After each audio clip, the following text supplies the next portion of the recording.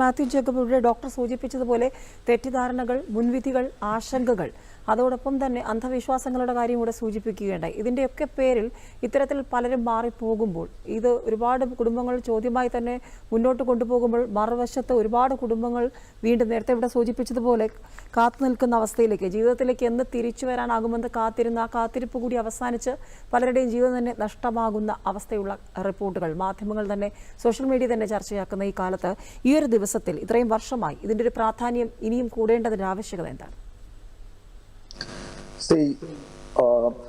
ഒരു ഉദാഹരണത്തിന് ഇപ്പോൾ എനിക്ക് ലിവർ ഫെയിൽഡ് വരിക അല്ലെങ്കിൽ കിഡ്നി ഫെയിൽഡ് വരികയാണ്. എൻ്റെ വൈഫിൻ്റെ ബ്ലഡ് ഗ്രൂപ്പ് വേറെയാണ്. പിള്ളേരാണെങ്കിൽ 18 വയസ്സിൽ താഴെയാണ്. പേരൻസ് 60 വയസ്സിന് മേളിലാണ്, 7 വയസ്സിന് മേളിലാണ്. അപ്പം അങ്ങനെ വരുമ്പോൾ ലൈവ് ഡോൺ എന്നൊരു ഓപ്ഷൻ എനിക്കില്ല. അപ്പം അങ്ങനെ ഒരു വ്യക്തിക്ക് മരണമല്ലാതെ വേറെ ഓപ്ഷൻ ഇല്ല ഇപ്പോൾ കേരളത്തിൽ ഇന്നത്തെ ദിവസം. കാരണം മരണാനന്തര അവയവം കിട്ടുക എന്നുള്ളത് ഓൾമോസ്റ്റ് ഇമ്പോസിബിളാണ്. അപ്പോൾ 100 കണക്കിന് ആൾക്കാരാണ് ഓർഗൻ ഫെയിൽഡ് വന്നിട്ട് മരിക്കുന്നത്. This is really a travesty. ഇപ്പോൾ ഇത് ഒരു അവോയ്ഡബിൾ ട്രാജഡിയാണ്.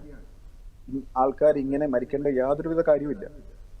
നമ്മൾ നമ്മൾ വിദേശത്തോട്ട് നോക്കേണ്ട കാര്യമില്ല. ബാക്കി സംസ്ഥാനത്ത് നടക്കുന്നത് പോലെ തന്നെ ഒരു സിസ്റ്റം ജനറേറ്റ് ചെയ്ത് അത് സൂപ്പർവൈസ് ചെയ്ത് അത് സ്ട്രോങ് ആയിട്ട് സപ്പോർട്ട് ചെയ്ത് മുന്നോട്ട് പോയാൽ നമ്മുടെ സംസ്ഥാനത്ത് അത് നടത്താവുന്നേ ഉള്ളൂ.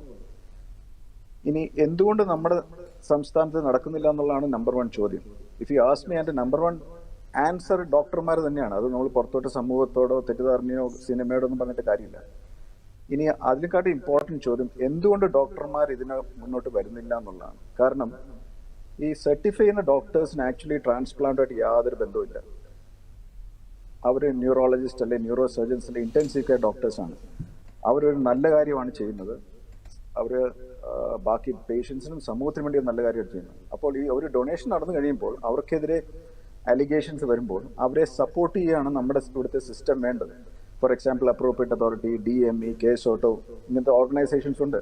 സോ ഈ ഓർഗനൈസേഷൻ ഷുഡ് സ്റ്റാൻഡ്. ഇവർ ഇടയിൽ ഈ അലിഗേഷൻ്റെയും കേസിൻ്റെ ഇടയ്ക്ക് ഡോക്ടേഴ്സിൻ്റെ ഇടയ്ക്ക് ഈ ഓർഗനൈസേഷൻസ് വളരെ സ്ട്രോങ് ആയിട്ട് നിന്നാൽ ഡോക്ടർമാരും യാതൊരു മടിയില്ലാതെ മുന്നോട്ട് വരുമെന്നാണ് എനിക്ക് വിശ്വാസമുള്ളത്. അപ്പോൾ നമുക്കിവിടെ വേണ്ടത് ആക്ച്വലി നമുക്ക് സിസ്റ്റംസ് ഉണ്ട്, പ്രോട്ടോകോൾസ് ഉണ്ട്. പക്ഷെ നമ്മുടെ അതോറിറ്റീസ് ഒന്നുകൂടെ സ്ട്രോങ് ആയിട്ട് ഈ പ്രോസസ്സിനെ, ഈ സിസ്റ്റത്തിനെ ഒന്ന് സപ്പോർട്ട് ചെയ്താൽ യാതൊരു പ്രശ്നവുമില്ലാതെ ഇത് നടക്കും എന്നുള്ളതിൽ യാതൊരു സംശയമില്ല.